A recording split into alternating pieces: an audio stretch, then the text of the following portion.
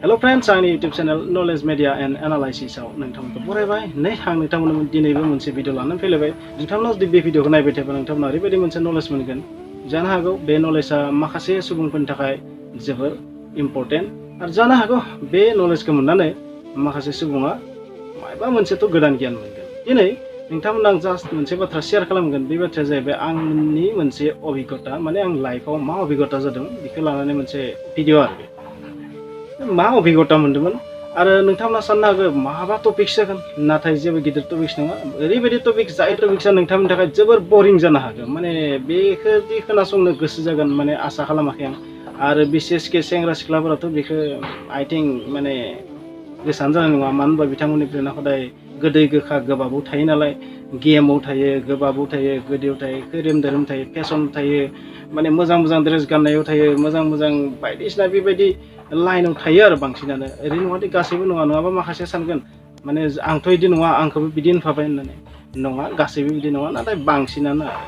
ओरैनोबो जाय भिडिअफोरा, जाय इउटुबनि कन्टेन्टफोरा माने जेबो रोसि गैया, सुइटनेस गैया, बेखौ नायनो सबबो बाखायो, आंबो बाखायो, गासैबो बाखायो।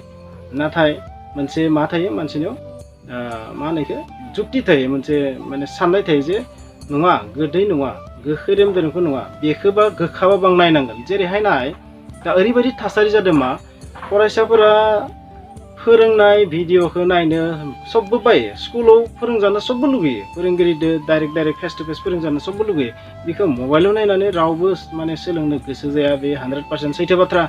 नाथाय बिथांमोना नायनो गोनां जादों, जोबोर खस्थ'यैबाबो नायनो गोनां जादों। आरो माखासे मा बे खस्थ'खौ माने हायैनि थाखाय मा नाया, नाथाय बायदिसिना टपिक्स ओरैनो नायो, बायदिसिना माने इन्टारेस्टिं कन्टेन्टफोरखौ जायो, जेरै मोसानाय, डेन्स, मायबा मायबि गेम, बेबायदि जेराव माने जाय पिक्सारखौ नायनानै गोसोआ गुद गुद मोनो, जायखौ नायनानै गोसोआ मजा मोनो, जायखौ नायनानै मायबा मोनसे माने बुंनो गोनां गैया आरो, माने गाज्रि मोजां सब माने हाबजोबना दं बेयाव माने बाथ्रायाव। स' बेबायदि कन्टेन्टखौ नायनानै मोजां मोनो आरो। नाथाय आंनि दिनैनि बे कन्टेन्टआ मा, निस्सय नोंथांमोना सानबाय दं मा कन्टेन्ट, माने बुंनो थाखाय माथो गुबुन गुबुन बाथ्रा बुंबाय थादों। दिनैनि कन्टेन्टआ जाहैबाय मा, बाथौ धोरोमनि सायाव। नाय, नोंथांमोना बाथौ धोरोमनि जेबो गियान होआ बे भिडिअ। सासे लोगो, बाक्सा डिस्ट्रिक्ट नङा, आउट अफ बाक्सा डिस्ट्रिक्ट, नाथाय मानसिया बर'आनो, बिथाङा माने आंखौ बुंबाय आरो, नोङो मा धोरोमनि सुबुं होनना सोंबाय आंखौ। नाथाय आं बुंबाय, डाइरेक्ट बुंबाय, आं बाथौ होनना बुंबाय। बाथौ धोरोमनि सुबुं माने आं बाथौ धोरोमबो होनना बुङाखै, बाथौ दोहोरोम होनना बुंदों। नाय, जों ओरैनो धोरोम बुङोबाबो, नाथाय दोहोरोमसो होनना बुङो आसलथे, दोहोरोम। आं बाथौ धोरोमनि होनना बुंबाय। बिनि आं बेखौ सोंबाय, नोंलाय मा धोरोमनि? जिहेथु आंनि फ्रेन्ड नालाय, नों मा धोरोमनि? बिथाङा ब्रह्म धोरोममोन। एसे बावबाय, माने सोरांबानो माबायाव हमसावो बिथांमोननि माने धोरोमनि मोनसे प्रसेस होयो। फुङावनो हमसावनाय आरो मोनाबिलियावबो खनसे सावोमोन नामा, एसे बावगारबाय। बे बुंबाय ब्रह्म धोरोमनि। बिथाङा लोगो मोनसे होनबाय, अ होमबा मदगुरु।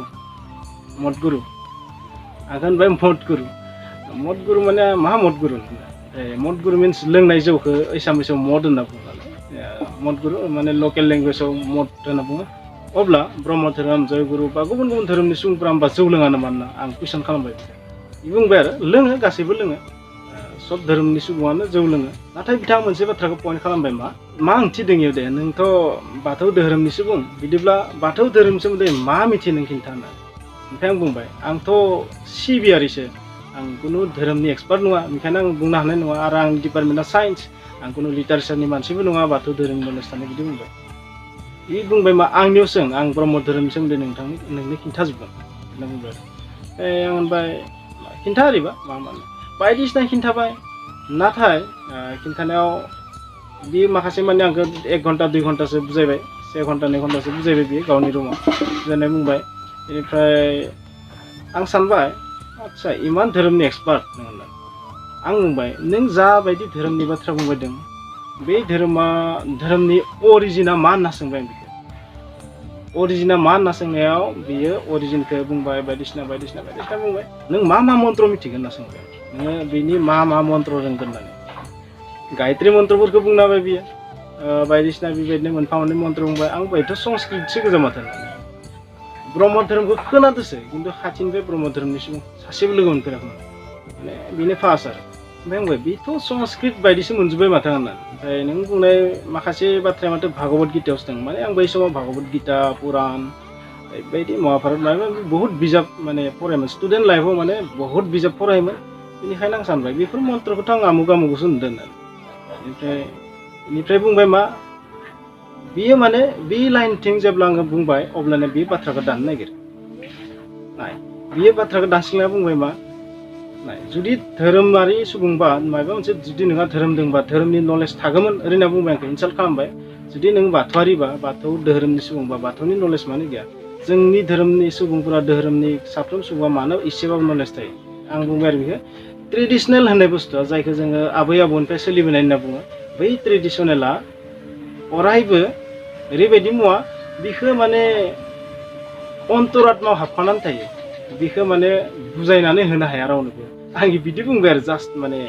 फान हिसाबै बुंबाय जिहेतु मिथिया बुंनोबो हाया हानायमोनबाथ' बुंगौमोन आं खिन्थु हाया नालाय बुंबाय जे बे ट्रेडिसनेल ओंखायनो बे जोंनि अन्तरात्मायावनो दंखायो बेखौ आं नोंनो बुजायना होनानै आंनियाव गोहो गैया जिहेतु आं बेखौ खुनुदिन रिसार्चआनो खालामाखै बेनि गराबो नङा आं धोरोमनि होननानै बेबायदि गोबां सावरायनाय जाबाय ओमफ्राय बुंबाय आरो आं लास्टआव बिनि बाथ्रा बुंनायखौ बारा मोननानै मोनसे आबो टेनसन फैखांबाय आं बुंबाय आदसा ब्रह्म धोरोमनि सुबुं थिग दं बा गुबुन धोरोमनि सुबुं आं बाथौ धोरोमनि सुबुं बिदिब्ला माबे धोरोमा सबसे बेस्ट बिथाङा मा लिटारेचार साबजेक्टनि MA आंनिया जाबाय इन्सट्रुमेन्टेसन एन्ड मिउजिक देट मिन्स माने मा होनगोन बेखौ टेक्न'लजि आंनिया साइन्सनि फिजिक्स माने मा होनो एप्लाइड फिजिक्स बिनिया जाहैबाय मा बर' लिटारेचार नङा होमबा लिटारेचार आरो लिंगुइस्टिकनि स्टुडेन्टमोन बियो लिटारेचार लिंगुइस्टिक देट मिन्स लास्टआव इनि स्पेसियलाइजेसना लिंगुइस्टिक जादों नामा एसे बावबाय आं जायखिजाया लिटारेचारनि नलेज दं एसे अब्ला सोंबाय नोंथ' लिटारेचारनि सुबुं नोङो अब्ला नोंनि बिजाबाव मा धोरोमनि सोमोन्दै बर'नि कालसारखौ बर'नि गोदो गोदायनि नेमखान्थिखौ माजों फरायो मा होनबाय बिजाबनि बाथ्राया बेलेग होनना बुंबाय बेयाव आं बेखौ हमनो सानबाय जे नाय जाय ट्रेडिसनेल जाय जों आबै आबौनिफ्राय मोनबोदो जाय आबै आबौनिफ्राय मोनबोदो जायखौ जों गोदो गोदायनिफ्राय जों मोनबोदो आजै आजौनिफ्राय बिसोर जोंनि हारिखौ सिनायथि होनो हायो होनना आं बुंबाय बेखौ जेबो मिथियाबाबो आं जुक्ति होबाय आसलते आं धोरोमनि नलेज गैया बुंबाय आरो मोनसे आइडिया खालामना बुंबाय आरो आं मिटिंफोराव गेदेर माने मिटिं लेक्सार होनाय बाथौ धोरोमनि गुरुफोरनि लेक्सारखौ खोनासंना लानानै मुखास्थ' थानायखौ बुंबाय आरो बेनो जे आबै आबौनिफ्राय मोनबोनायासो मोनसे जातिखौ सिनायथि होनो हायो जुदियोबा बेयो जोबोर गाज्रि आरो बै समाव आं मोनसे बाथ्रा गोसोआव फैना फैबाय भागवत गीतानि माने श्री कृष्णआ अर्जुनखौ बुंनाय मोनसे बाथ्रा गोसोखांना होबाय आं जिहेतु बियो माखासे बाथ्राखौ घुमा फिराके हिन्दु शास्त्रनि बाथ्राखौनो बे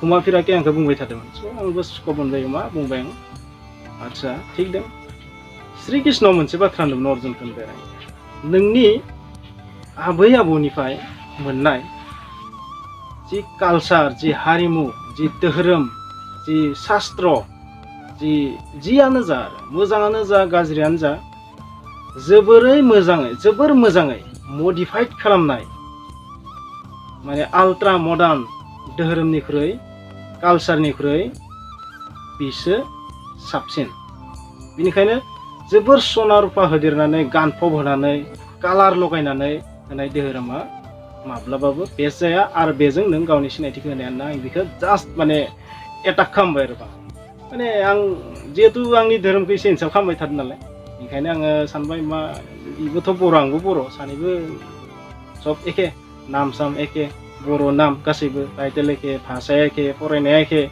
नङा होमबा खालि डिपार्टमेन्टआ बेलेग बा बेबायदि आंबो जुक्ति बाय नाथाय बे माने धैर्य एसे खममोन अब्लानो बे रागा जोंनानै लास्टआव माने बुगालांबाय दानिया बे कुइसनखौ आङो आंनि भिउवार्स नोंथांमोनखौ सोंनो नागिरो जायफोर गुबुन धोरोमनियानो जा माबायानो जा अब्ला सोर माबे धोरोमखौ लानांगौ बिनि सायाव आं कुइसन सोङा आंनिया मा मोनसेल' धोरोम दा सैथोआनो धोरोम नङा होमबा खिन्थु फुजिनो आं बाथौ धोरोमखौनो फुजियो नोंथांमोना आङो क्लियार खोथानो आं बाथौ धोरोमखौनो फुजियो बेलेग धोरोम फुजिया आंनि मथ'आ जाहैबाय मा आं आबै आबौनिफ्राय जायखौ मोनबोदों नांगौ जायो बेखौ फोसाबगोन आरो बेखौनो लागोन आरो ओरैबो बाव मथ'आ जे गुबुना जि लाया मानो बेखौबो आं सनमान खालामगोन सोरबा ख्रिस्टान लादोंबाबो 100% सनमान होयो जयगुरुबाबो 100% सनमान जायो मुस्लिमबाबो 100% सनमान होयो ख्रिस्टानबाबो सबबाबो खारन लाइफआव माने जोङो गासैबो धोरोमनि मानसिजों मोनसे रुमाव थाना जाबोनो गोनां जादों सोलिनो गोनां जादों बेयाव माने जातिगत बे थिंकिं आंनाव गैया आं साइन्स बेकग्राउन्ड सुबुं ओंखायनो आं बेफोरखौ माने साना गराबो नङा खिन्थु जायखौ लानानै जों हारिखौ सिनायथि होनो हायो बेखौसो आं लागोन बे जाबाय आंनि पार्सनेल मत पार्सनेल थिंकिं स' नोंथांमोना मा सानो आं मिथिया नोंथांमोना जुदि आंनि साननाय जौगाखैबा प्लिज लाइक खालाम आंनि बे भिडिअखौ आरो नोंथांमोना जुदि अननानै आंनि चेनेलखौ साबस्क्राइब खालामो आरो आंनि साबस्क्राइबारनि अनजिमाया जुदि 1000 जायोबा नोंथांमोना जुदि आरो बुङोबा जुदि बाथौ धोरोमनि सायाव गुबुन गुबुन धोरोमनि सायाव जुदि भिडिअ लाना फैनांगौबा नोंथांमोननो भिडिअ लाना फैगोन सिरिज हिसाबै भिडिअ लाना फैगोन गासै धोरोमखौबो आङो मा खालामगोन प्रमोट खालामगोन आंनि इउटिउब चेनेलनि गेजेरजों खिन्थागोन जे माबे धोरोमाव मा दं माबे धोरोमाव मा दं बेयाव आं रावनिबो जाना बुङा जिहेतु आं दिनैबो आं रावनिबो जानानै बुङाखै आं मोनसे कन्डिसनखौ लानासो बुंदो जे बै समाव जानाय जाथायखौ लानासो बुंदों आङो बे जाथाया बेसेबां कारेक्टमोन आंनिया कारेक्टमोन ना बिथांनिया कारेक्टमोन आं मिथिया जानो हागौ आंनियाबो इनकारेक्ट बिनियाबो इनकारेक्ट बा आंनियाबो कारेक्ट बिनियाबो कारेक्टबो जानो हागौ सानैबो समान आरो बै बिथाङा जे आंनि सुथुर बे नङा जों दाबो लोगो सानैबो दाबो कन्टेक्ट दं दाबो जोङो फनाव खोथा रायलायो स' जों बन्धुसो आसलथे जों जेबो सुथुरबो नङा जानो हागौ धोरोमा बेलेग बेलेग सबाबो निजा निजा गरा थायो आंहाबो आंनिखौ लाखिबाय बियाबो बिनिखौ लाखिदो बिबो बिजोंनो दावगालांदो आंबो आंनिजों दावगालांदो ओरै नङा जे धोरोमा बेलेग बेलेग जायोबा मानसिया दावगानो हाया धोरोमा बाथौ जाबासो माने दावगानो हागोन बे नङा आसलथे माने प्रब्लेमा बेनो जायखौ जोङो आजै आजौनिफ्राय मोनबायदो बे बुस्थुखौ नांनायनि मोनसे कारना जाहैबाय मा हारि हिसाबै सिनायथि होनो गोनांबा बेखौ नांगौ बेखौ खिन्थु आं मिथिगौ जे हारि हिसाबै सिनायथि होनो गोनांबा नों मोनबोनायखौसो नांगौ बेखौनो नों फोसाब जेसेबां हायो फोसाब बे जाबाय आंनि साननाय स' बिदिब्ला आसा खालामबाय नोंथांमोना बे भिडिअखौ जोबजासिम नायबाय स' जुदि नायनानै मोजां मोनोबा प्लिज लाइक खालाम शेयार खालाम आरो कमेन्ट्स खालाम आरो जेसेबां बर' फिसा दं बिथांमोननो शेयार खालामनानै हो आरो जुदि नोंथाङा चेनेलाव गोदान प्लिज साबस्क्राइब खालाम आरो बेल आइकनखौ थुनानै अलखौ थुनो दाबाव स' थेंक इउ